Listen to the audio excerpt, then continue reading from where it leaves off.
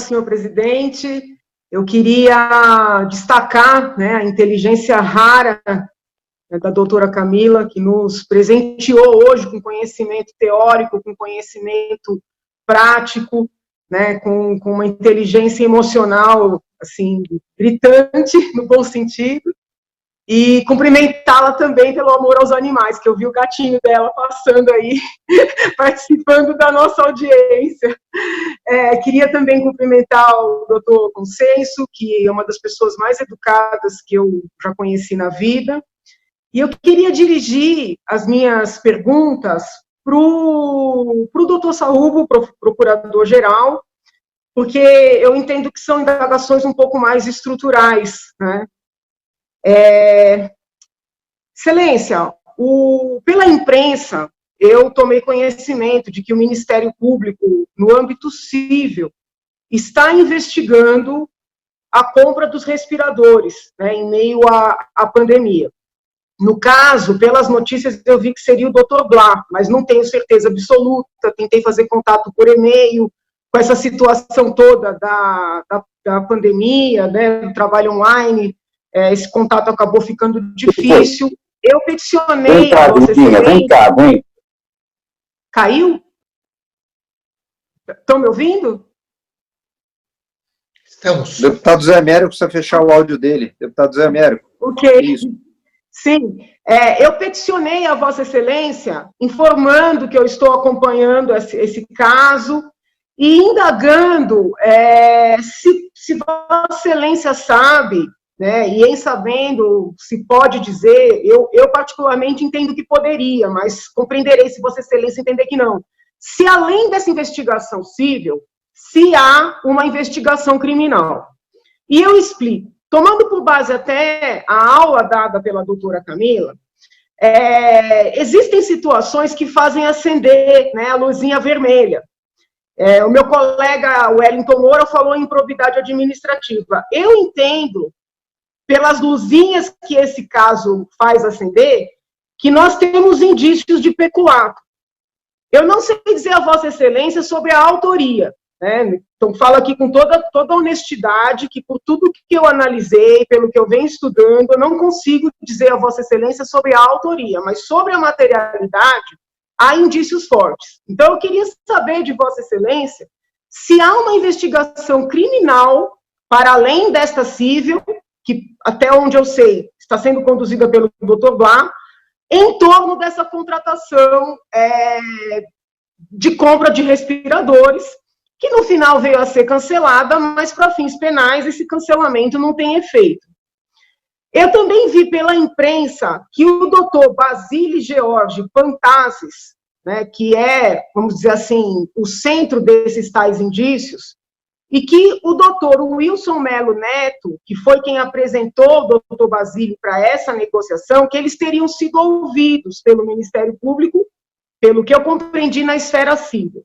Eu queria saber se Vossa Excelência sabe se eles foram ouvidos, e eu compreendo essa estrutura de autonomia, né, dos promotores de justiça. Todos nós, nos primeiros anos de direito, estudamos, né, esse princípio da unidade, então, muitas vezes difícil de compreender ao lado da independência funcional, mas caso Vossa Excelência tenha essa informação, eu peço que compartilhe conosco. E aí, eu já engato, vamos dizer assim, uma sugestão, uma crítica construtiva à instituição, que é algo do que eu me ressinto, e não é como deputada, nem como advogada, que agora estou afastada da advocacia, mas sou, nem como uma estudiosa do direito, me ressinto como paulista, né? Eu acompanhei muito de perto, Excelência, as investigações da Lava Jato. E, às vezes, a gente fica chateado de ver que políticos, né, tradicionais em São Paulo só acabaram sendo alcançados por força do trabalho da Lava Jato do Paraná. Quando não da Lava Jato do Paraná, da Lava Jato, ou seja, da Lava Jato do trabalho federal. Então, eu queria saber, Excelência, se agora que Vossa Excelência inicia esta gestão, e hoje cedo até nas minhas redes sociais eu fiz uma publicação tratando da gestão também do excelentíssimo senhor Procurador-Geral da República, se Vossa Excelência está iniciando, se Vossa Excelência pretende estabelecer mudanças estruturais. Com isso, eu não estou fazendo nenhuma crítica destrutiva com relação aos antecessores, não é isso. Mas, por exemplo, eu vejo como um ativo do trabalho da Lava Jato, do Paraná, o fato de todos os depoimentos terem sido disponibilizados para o público. Havia um site, a possibilidade de qualquer advogado, de qualquer cidadão, de qualquer lugar do mundo, ter acesso aos documentos. Então, por óbvio, todos sabemos que há documentos sigilosos, como movimentação fiscal, movimentação bancária, e isso tem que ser respeitado. Mas, por exemplo, depoimentos, né? Eu estou tentando ouvir esses dois senhores, o senhor Basílio e o senhor Wilson, há 2 meses na Assembleia. Hoje vamos debater de novo se eles serão convocados, convidados, o que vai acontecer. Mas se eu tivesse acesso aos depoimentos que eles prestaram ao Ministério Público, talvez eu não precisasse sequer pedir para que eles fossem ouvidos na Assembleia. E eu não consigo ver, Excelência, motivos, sob o ponto de vista jurídico, para que esses depoimentos fiquem sob sigilo. Então, eu penso o seguinte, é dinheiro público, né? Foram 550 milhões de reais nessa compra e venda. É uma compra e venda que foi cancelada, mas 30% foi pago. A mercadoria não foi entregue, entregaram aí um número insignificante. No meio da contratação tem um intermediário que ninguém sabe de onde veio. Me parece que é um direito, e eu não estou falando porque eu sou deputada, mas é um direito da população ter acesso a essa investigação. Eu estou estourando o tempo, Excelência? Eu vou fechar. Já estourou, Excelência. Peço 1 minuto de tolerância. Então, eu queria ouvir de Vossa Excelência o ponto de vista da estrutura mesmo do Ministério Público. Existe algum plano de mudar isso? Né? Existe algum plano de deixar um pouco mais aberta a população essas investigações que lidam com dinheiro público?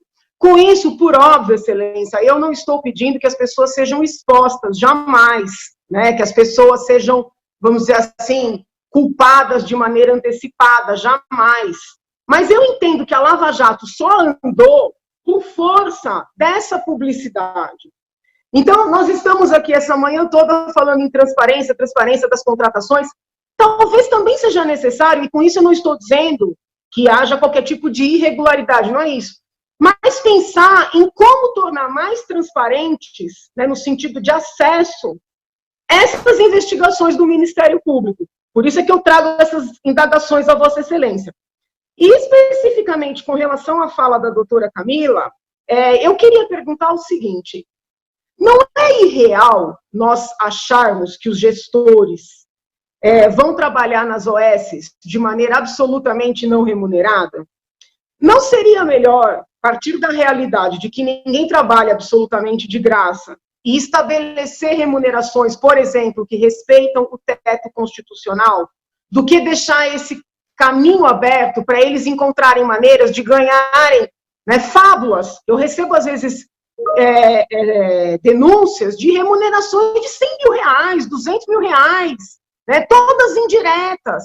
Não seria melhor pensar, né, em reconhecer que eles vão ser remunerados, de estabelecer valores fechados, menores do que o teto constitucional? Aí é uma pergunta, porque não adianta ter uma lei que não vai ser cumprida. Seria melhor transformar a lei em algo mais real, para que nós pudéssemos cumpri-la. E, por fim, prometo que é por fim, eu queria pedir um olhar carinhoso de Vossa Excelência para um pleito que eu fiz ao lado da deputada Letícia Guiar, de reforço do trabalho feito por 2 promotores em Paulínia, que objetivam garantir que os doentes de Covid, né, moderados, leves, sejam medicados, obviamente, desde que o médico queira prescrever, desde que o doente queira tomar o medicamento, porque os secretários de saúde dos municípios do estado de São Paulo se uniram, fizeram um protocolo mandando não medicar. E isso está tendo impacto, né, no número de pessoas internadas, não posso provar, mas entendo que no número de pessoas mortas, e isso está gerando uma insatisfação muito grande na população que vem entrando em contato com o gabinete para fazer reclamações. Então, peço um olhar carinhoso à Vossa Excelência para esse pedido. Muito obrigada, senhor presidente. Obrigado. Uma honra da senhora presidente, a nossa nova presidente aqui, muito bom. Deputada Analice. Professora Janaína Pascoal, professora Janaína é uma referência na minha área, que é o direito penal, direito processual penal. O Tiago sabe bem, né, que é o que nós gostamos de trabalhar na área acadêmica. A professora Janaína, é uma alegria vê-la tão atuante aqui na nossa Assembleia Legislativa. Eu já conhecia a sua vida acadêmica, a sua vida na advocacia, suas manifestações no IBCCRIM, realmente a senhora é sempre uma referência para nós na área penal. Então, permita-me de chamar de professora, porque realmente para nós os seus ensinamentos sempre foram muito, muito importantes, né? Temos vários colegas aí que foram seus orientandos aí no mestrado, no doutorado na USP, muito bacana, então, ter uma representante da nossa área penal e processual penal aqui na Assembleia Legislativa. Nobre deputada Janaína, eu quero dizer o seguinte, quanto anotei aqui Basílio e o Wilson, eu nem sei quem são, mas posso lhe garantir o seguinte, vou hoje mesmo checar com os colegas do Patrimônio Público, quem está cuidando desse caso são 3 promotores de justiça, o Silvio Marques, o Dr. Blatt, o Paulo Destro. Vou indagar os colegas, a senhora já dizia, eu já mandei até um WhatsApp aqui para eles, mas ainda não me responderam. Eu tendo esta notícia, lhe encaminho, se precisar, se a senhora quiser oficialmente, encaminho oficialmente, se não, comunico, enfim, não tem nenhuma dúvida, eu realmente não sei dizer se já foram ouvidos ou não. Quanto a uma investigação desse mesmo tema na área criminal, sim, essa comunicação chegou ao MP e é sempre distribuído à área do patrimônio público e, ao que sei, tem alguma coisa sendo vista no GAECO Capital também, tá? Então, posso lhe garantir que tem 2 frentes de investigação. Como Procurador-Geral de Justiça, eu tenho, como eu disse aqui ao nobre deputado Zé Américo, a gente tem que ficar próximo, apoiando, mas sempre com o cuidado de deixar os colegas trabalharem na mais absoluta independência funcional. Então, eu sempre peço aos colegas, o procurador não pode estar mal informado, né? O procurador-geral precisa saber o que está acontecendo. E a gente tem tido informações, as investigações estão andando, ao que sei, a contento, e, enfim, vamos aguardar sempre com muita responsabilidade e cuidado com a coisa pública.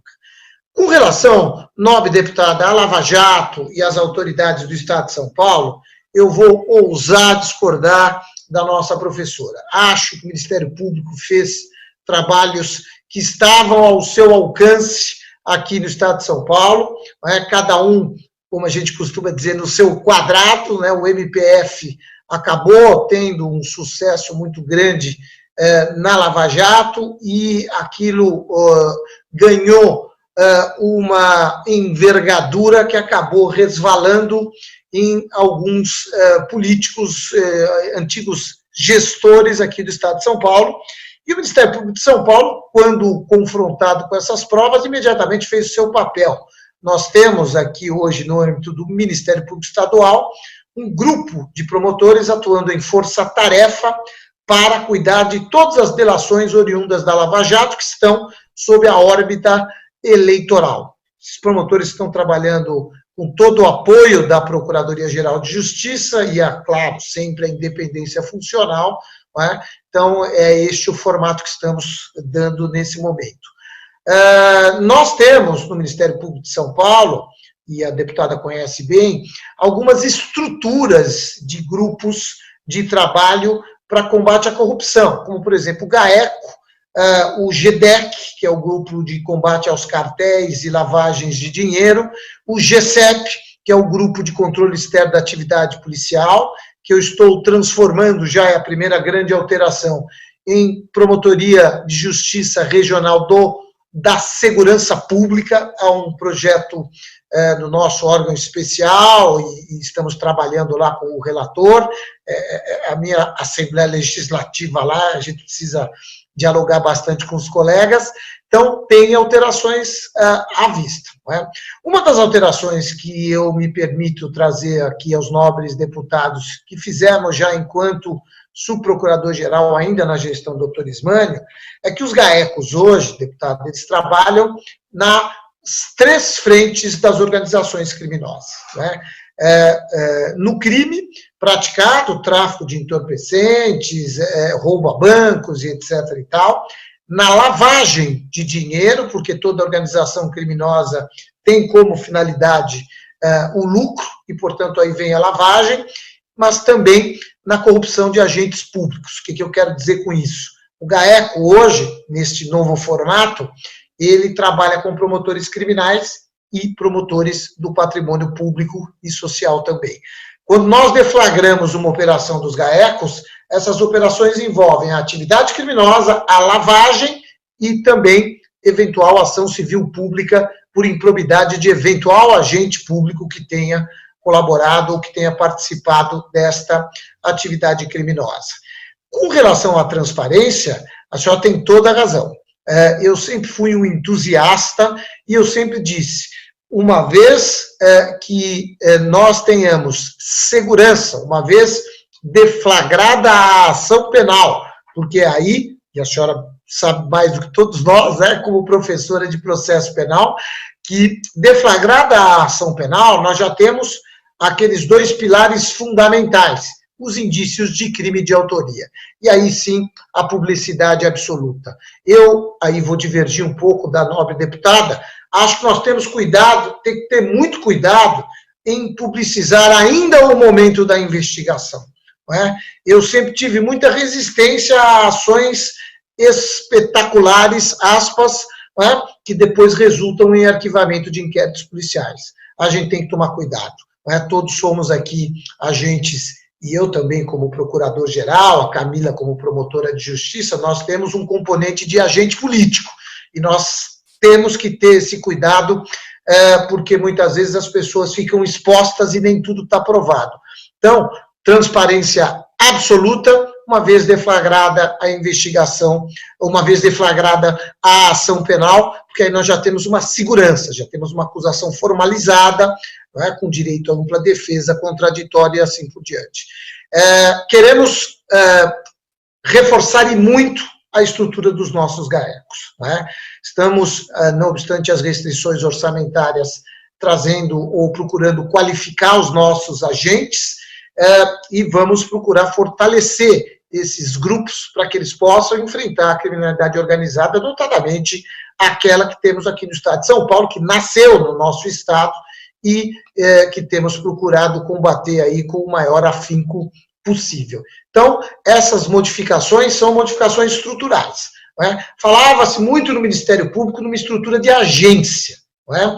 A agência, contudo, é algo que não entendemos, não se compatibiliza com a nossa instituição por conta da independência funcional. E hoje nós temos os GAECos com representantes do patrimônio público, do crime, da lavagem de dinheiro e até da segunda instância. Então, a agência, na verdade, já existe. E essa nós queremos aperfeiçoar algo que, na nossa visão, vem dando certo. Não é? Por fim, com relação à questão de Paulínia, salvo engano, a senhora mencionou a respeito de medicamentos e etc. e tal. Eu não sei se o assunto é aquele medicamento controvertido da cloroquina lá, não sei. Não, né? Então tá. Mas, de todo modo, nós montamos, e até aproveito o espaço, eu sei que eu tenho que ser rápido, mas logo que eu assumi preocupado com as questões relacionadas à pandemia, eu montei um gabinete de crise no Ministério Público de São Paulo, composto por médicos, não é? E colegas de cada área de atuação sensível, como educação, saúde, execuções penais, área criminal, mas sempre amparados por um corpo médico. Né? Médicos como, por exemplo, doutor Calil do Sírio-Libanês, doutor Drauzio Varela, doutor Davi Wippe, doutor Gonzalo Vecina, e tantos outros que nos deram um norte na área médica, para que o Ministério Público não ficasse, porque da área jurídica a gente entende um pouquinho, mas da área médica nós não entendemos nada. Então, com isso, nós procuramos compatibilizar e orientar os promotores de justiça, procurando uma atuação com maior unidade. Eu não sei exatamente o que está acontecendo lá em Paulínia, mas é outra que eu já anotei aqui, eu vou tomar pé disso, como a senhora bem pontuou, vou conversar com os colegas e dar o apoio necessário para que eles possam avançar no tema e dou um retorno para Vossa Excelência, tenha certeza disso. Aí acho que os próximos temas são com a doutora Camila, peço desculpas se me estendi demais, senhora presidente.